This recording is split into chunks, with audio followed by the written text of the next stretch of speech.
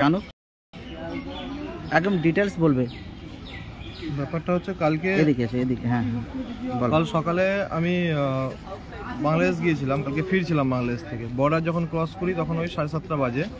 Border cross করার পরে আমি সমস্ত আমার ইমিগ্রেশন কমপ্লিট করে ট্রেনে উঠি গেদে লোকাল, 8:45 টাইম, গেদে শিয়ালদা লোকালে। ট্রেনে উঠে আমি আমার নর্মাল সিটে বসি, তখন তো মানে স্টার্টিং পয়েন্ট, তো সিট পেয়ে যাই, সিটে বসি এবং বাংকারের ওপর আমার ট্রলি ব্যাগ তুলে রেখে সব নর্মালি ট্রেন আসছিল, রানাঘাট পর্যন্ত ঠিকঠাকই এসেছে। রানাঘাট পর্যন্ত আসার পরে ট্রেনে ভিড় বাড়তে থাকে এবং তখন থেকেই শুরু হয় আমাকে নিয়ে গালাগালি। মানে আমাকে ইশারা ইঙ্গিতে বোঝাচ্ছে, আমাকে গালাগালি করছে যে বাংলাদেশি, বাংলাদেশ থেকে এসে দখল করছে, দেশ দখল করতে আসছে, উল্টোপাল্টা গালিগালাজ, ইসলামকে বিদ্বেষমূলক কথা বলছে, ইসলাম ধর্ম নিয়ে কটূক্তি করতে থাকে এবং মারার হুমকি দিতে থাকে, এরকম করতে থাকে। আমি কোনো উত্তর করিনি, বসে থাকি। তারপরে হঠাৎ যখন পায়রাডাঙ্গা স্টেশনে ঢোকে, আমাকে একজন ভদ্রলোক, আমার পাশের সিটে বসা, তার কোলে ব্যাগ ছিল, সে আমাকে বলে যে বাংকারে কি ট্রলিটা তোর? তো আমি তখন তাকে বলি যে হ্যাঁ আমার ট্রলি। তো তখন বলে যে ট্রলিটা নামা, আমরা কোলে ব্যাগ নিয়ে বসবো আর তুই বাংকারে ট্রলি রাখবি, ট্রলিটা নামিয়ে নে। তো আমি তখন ট্রলিটা যথারীতি নামাতে উঠি, তো ট্রলির ওপরে আমার একটা চেয়ার ছিল ফোল্ডিং, সেটা নামাতে গেছি, তখন পিছন থেকে আমাকে একজন দাঁড়িয়ে থাকা চ্যানেলে, সে আমাকে পিছন থেকে ধাক্কা মেরে অকথ্য ভাষায় গাল দিয়ে, সেটা আমি বলতে চাইছি না এখন মিডিয়ায়, তো গালাগাল করে আমাকে বলে যে বাংলাদেশ থেকে কি দাঁড়িয়ে দিয়েছে, ইন্ডিয়াতে এসে দখল করতে এসেছিস, এই বলে আমাকে পিছন থেকে ধাক্কা মারে। তখন আমি প্রতিবাদটা করি, যেহেতু তার আগে ওরা আমার নাম না ধরে আমাকে কটূক্তি করছিল, নাম ধরে যখন করলো তখন আমি তাদেরকে বলি যে আমিও ভারতীয়, আপনিও ভারতীয়, তো আমার আপনার সমান অধিকার, আপনার 1 ইঞ্চি বেশি অধিকার নেই আর আমার 1 ইঞ্চি কম অধিকার নেই। এইটা বলার প্রতিবাদ করার পরেই উনি তখন চুপ করে যায়। পাশের এক ভদ্রলোক তখন আমাকে গালগালাম শুরু করে, মেরে ফেলে দে, ট্রেন থেকে মেরে ফেলে দে, বাংলাদেশ পার্সেল করে দেবো, সব বাংলাদেশিগুলো এসে মানে পশ্চিমবঙ্গ মিনি পাকিস্তান করে ফেলতে চাইছে, দখল করতে চাইছে, এইসব বলে। তখন আমি রাগের মাথায় বলি যে আপনি যদি আমাকে 10টা চড় মারেন, আমি আপনাকে চড় মারতে পারবো। যেই বলেছি তখন ছুটে এসে আমাকে 4-5 জন ছুটে এসে মারতে আসে এবং মারতে শুরু করে দেয়, এই ঘাড়ে এখানে ঘুষি মারে হাত বাড়িয়ে। তো একজন যিনি ওই ব্যাগ নামাতে বলেছেন সেই ভদ্রলোক তখন পুরো আমাকে আকার করে ধরে গার্ড দিয়ে রাখে যে মারধর করবে না, কেউ গায়ে হাত দেবে না, মুখে কথা বলো। মানে তার জন্যই শুধু প্রাণে হায়াত আছে আর তার জন্য প্রাণে বেঁচে আছি, নাহলে কালকে হয়তো আধমারা হয়ে যেতাম। তো তারপরে কিল চর ঘুষি চলতে থাকে, হাত বাড়ি যতটা মারে, আমার চুল টুপি টেনে খুলে ফেলে দেয়, মারে, চুল টেনে ছিঁড়ে দিয়েছে, মাথার এই টিকির কাছে চুল টেনে ছিঁড়ে দিয়েছে এই জায়গায়, টুপি পায়ের তলায় করে পায়ে করে লগড়ে দিয়েছে আমার টুপি দিয়ে, আমার এই রুমালের অনেক অংশ ছিঁড়ে গেছে, রুমালটার চারিদিকে এই রুমালটা ছেঁড়া আছে, একটু দেখাও তো রুমালটার এইগুলো। আর আমার দাড়ি ধরে টানে এবং হাত ধরে টানাটানি করে। রুমালের এই কোণের ঝাড়ন ছিল, ছিঁড়েছে, এই কোণের ঝাড়ন ছিঁড়ে দিয়েছে, এই কোণে এরকম যেমন ঝাড়ন আছে এই টাইপের ঝাড়ন দুই সব কোণে ছিল, এই জায়গায় ছিঁড়েছে। রুমালটা টানাটানি করে যতটা পেরে যায় ছিঁড়েছে, কলা থেকে খুলে নিয়েছিল। তারপরে এবার আমাকে কোণে সবাই 13-14 জন মিলে, উনি একা তো রাখতে পারছেন না, কোণে কোণ বুঝে, আমি যেহেতু লেফট সাইডের সিটে উইন্ডো সিটে বসেছিলাম, এই বাঁদিকে শোল্ডার পুরো ব্যথা এবং মাথায় প্রচণ্ড যন্ত্রণা। কালকে আমি মেডিকেলেও গিয়েছিলাম, ডাক্তার দেখিয়ে রাত্রিরে 11টার সময় ফিরেছি। আমি যেহেতু আমি একা ছিলাম ওই জন্য মাথা হতভম্ব হয়ে। দর্শক, এই বক্তব্য আমি দেখছি যে সোশ্যাল মিডিয়াতে ঘুরপাক খাচ্ছে, যে এই ঘটনা ঘটেছে বলে বক্তব্য দেওয়া হয়েছে, ওদিকের কোনো বক্তব্য আসেনি। যে বক্তব্য সামনে এসছে সবটাই হচ্ছে ইনার বক্তব্য। তো যদি এটাই হয়ে থাকে তাহলে প্রথমেই আমি যেটা বলতে চাই, নিন্দাজনক। কাউকে, ভারতীয় কাউকে কোনোভাবে কেউ হেনস্থা করবেন, মারধর করবেন, সে যে ধর্মেরই মানুষ হোক না কেন, এটা কখনো কাম্য না, নিন্দাজনক। ওনার বয়ান অনুযায়ী যেটুকু জানতে পারছি। এবার নিশ্চয়ই হয়তো প্রশ্ন তুলবেন, দোষ কার? আমি দেখছি এই ঘটনাটা ঘটেছে 2 দিন আগে মনে হয়, আমি তো দিল্লিতে ছিলাম। তো আমাকে অনেকে এটা মানে পাঠানোর চেষ্টা করেছেন, কেউ লিঙ্ক পাঠাচ্ছেন, কেউ ভিডিও পাঠাচ্ছেন, দিয়ে বলছেন বলুন আপনি কেন বলবেন না, খুব তো মুসলিমদের ব্যাপারে কথা বলেন, বিরুদ্ধে কথা বলেন, মুসলিম ছেলেকে আক্রমণ করা হয়েছে, কেন কিছু বলবেন না, দেখবো আপনার কত দম এটা নিয়ে বলতে পারলে। আমার দম পরীক্ষা ইত্যাদি না হচ্ছে, আমি সেই জন্য বলতে এসছি তা না, যেটা অন্যায় সেটাকে বলতে হবে অবশ্যই। আর আমার ধারণা যে ঘটনা ঘটেছে হিন্দু মুসলিম না, ওই যে উনি বললেন যে একজন ওনাকে আকার করে ধরেছিলেন বলে প্রাণে বেঁচেছি, তিনিও কিন্তু হিন্দু ওনার কথা অনুযায়ী, আন্দাজ করে নিচ্ছি, নাম হয়তো বললেন না, কিন্তু যেটা মনে করা হচ্ছে তিনিও হিন্দু, যিনি প্রথম প্রশ্ন করেছিলেন, যার ব্যাগ ছিল না কি বললেন।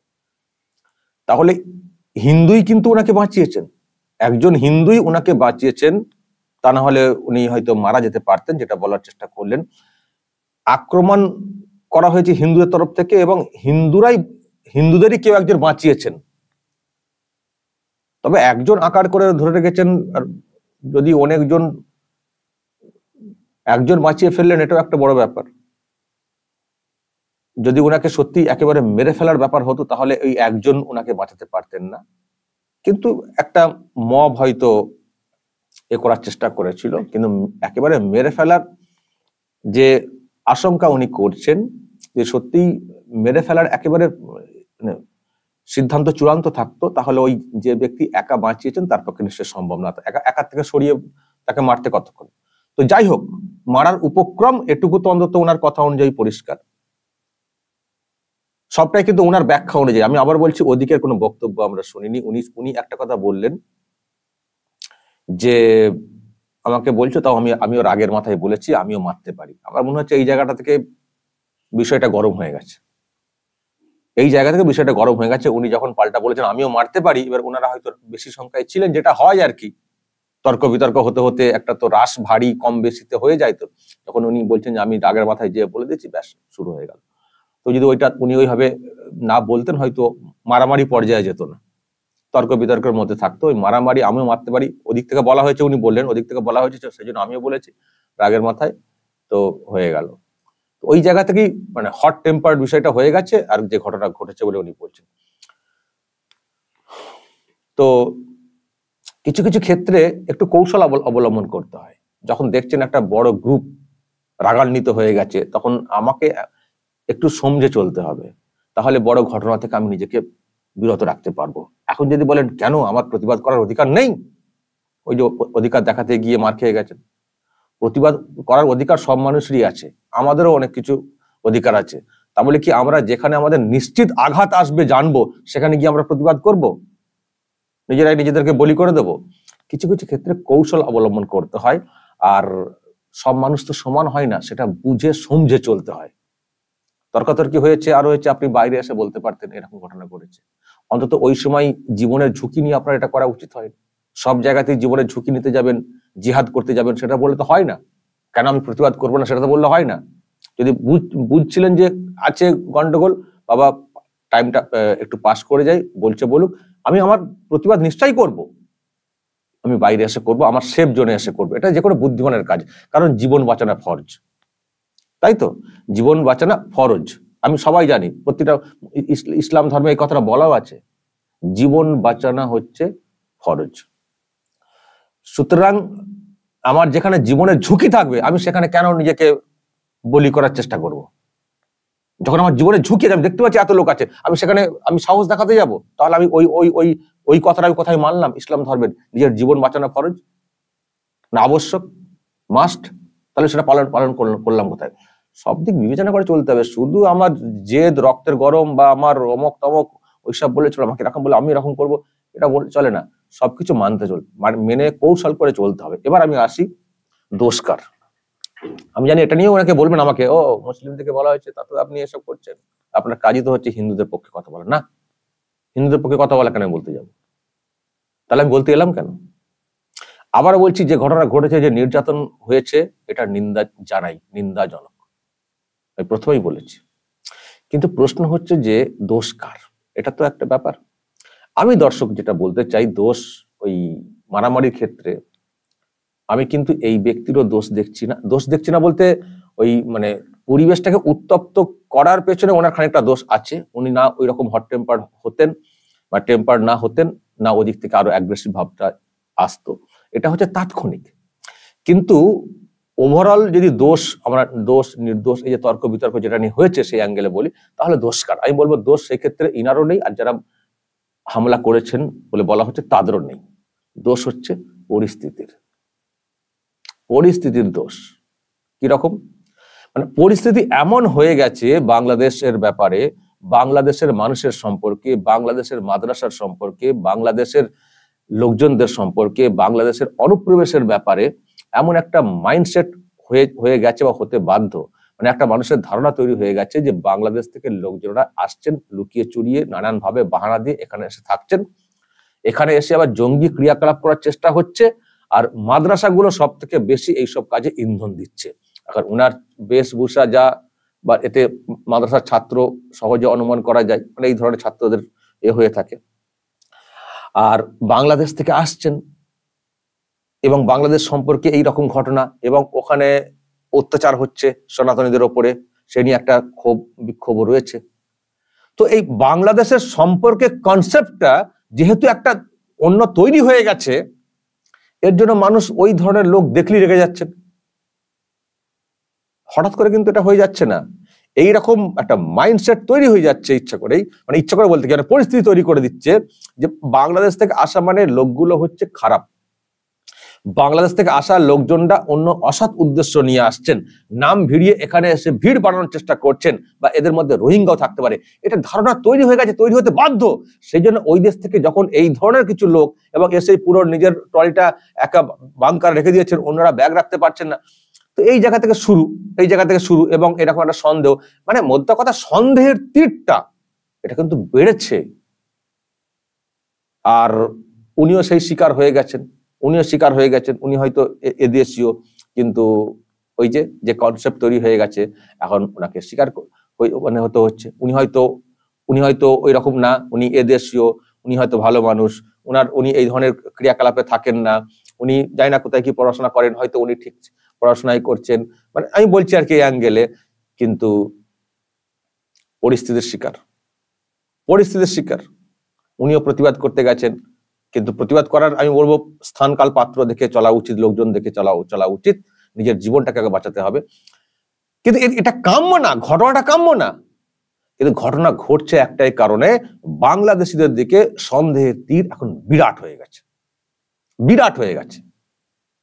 এবং যেটা বলছিলাম যে একটা অত্যাচারের বিষয়টাও সামনে আছে, টাটকা, চিন্ময় প্রভুকে মুক্তি দেওয়া হয়নি সেই নিয়ে একটা খবর রয়েছে। ফলে এটা জাস্ট বাংলাদেশি সন্দেহে ওনার উপরে এই ঘটনা, ভারতীয় সন্দেহে, মানে ভারতীয় হিসেবে কিন্তু ওনার উপরে ঘটনাটা ঘটেনি, যেটা বুঝতে পারছি, ওনার কথা তো যেটা বুঝতে পারছি, ওনাকে সন্দেহ করা হয়েছে যে বাংলাদেশ থেকে আসা।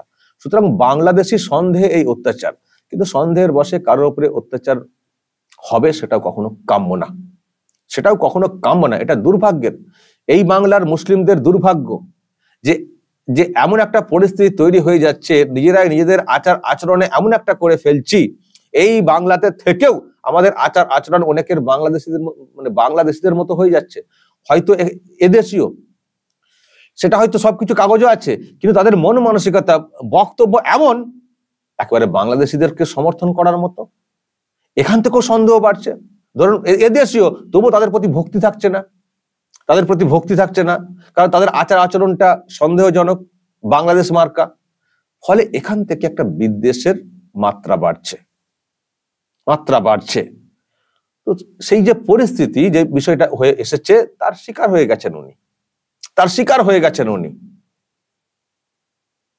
উনি এদেশীয় হলেও, মানে নিজেকে যে প্রমাণ করা, মানুষের মনে বিশ্বাসটা আনা, সেটা আনতে পারছিলেন না, ব্যর্থ। এতটাই বাংলাদেশিদের বিরুদ্ধে, বাংলাদেশি মুসলিমদের বিরুদ্ধে একটা অংশের বিশেষ করে এমন একটা ধারণা তৈরি হয়ে গেছে। আজকে সেই পরিস্থিতির উনি কিন্তু শিকার হয়ে গেছেন, সেই পরিস্থিতির শিকার।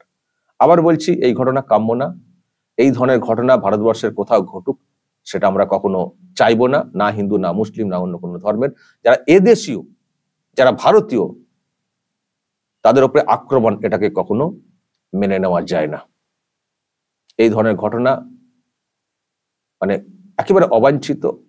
ভারত মহান দেশ, ভারত কখনো আগ বাড়িয়ে কখনো কিছু অশান্তি পাকায় না, যেটা আমি বারবার বলে আসি। তবে যে ধারণা, যে বিদ্বেষ তৈরি হচ্ছে, এটার জন্য পরিস্থিতি দায়ী। আর মুসলিমদের আচার আচরণ, ব্যবহার, চলা, এটাও ঠিক করতে হবে।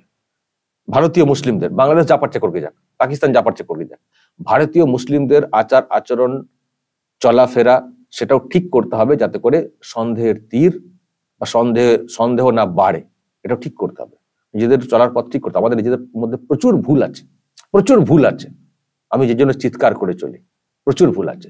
সেই ভুল থেকে এতবার কেন প্রমাণ দিতে হবে আমাদেরকে? আমি বলছি এতবার প্রমাণ কেন দিতে হবে যে আমরা ভারতীয়? কেন আমাদের উপরে এতটা সন্দেহ তৈরি হবে? আমাদের আচার আচরণ আমরা কি ঠিক রাখছি? আমরা প্রতিবাদ করছি আর করছি বিভিন্ন ক্ষেত্রে, সেটা কি ঠিক পথে করছি? এই প্রশ্নও নিজেদেরকে করা উচিত, সেই সময়ও এসেছে। দর্শক বলবেন, যদি কিছু বলার থাকে এই নিয়ে অবশ্যই বলবেন, কমেন্ট বক্সে নজর রাখবেন আরামবাগ টিভিতে।